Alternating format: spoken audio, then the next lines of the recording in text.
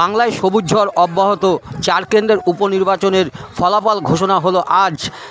কলকাতা মানিকতলায় সবুজ আবির উড়িয়ে উচ্ছ্বাসে মেতে উঠল তৃণমূল কর্মীরা।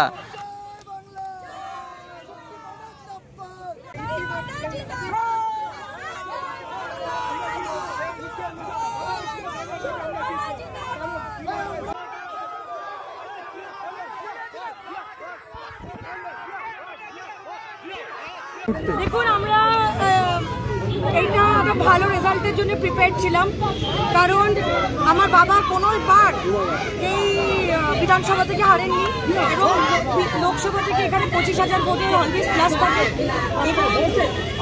আমরা 2.5 বছর 3 বছর বাবা নেই, 16ই জুলাই থেকে আমরা 3 বছর কাজ করেছি এবং কাজের প্রতিফলন মমতা বন্দ্যোপাধ্যায়ের যে নীতি এবং ওনার যে স্ট্র্যাটেজিক যে প্রতিফলন, তার রেজাল্ট এটা এত ভালো।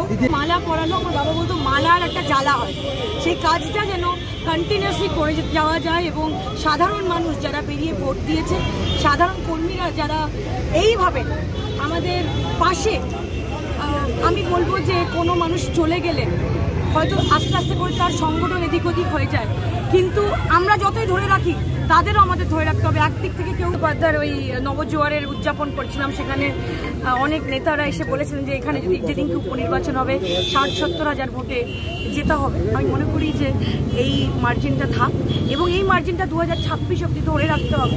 আরও ভালো করে কাজ করে মানুষের পাশে থেকে মানুষের সব রকম সেবা করে মানুষের মাটিতে মিশে কাজ করতে হবে।